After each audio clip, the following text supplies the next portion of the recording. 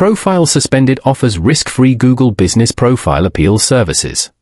Profile Suspended, a Manchester-based firm, specializes in reinstating suspended Google Business Profiles, GBP. With deep expertise in Google's policies and a strong track record of successful appeals, they offer a risk-free service where clients only pay upon reinstatement, ensuring businesses face no upfront costs.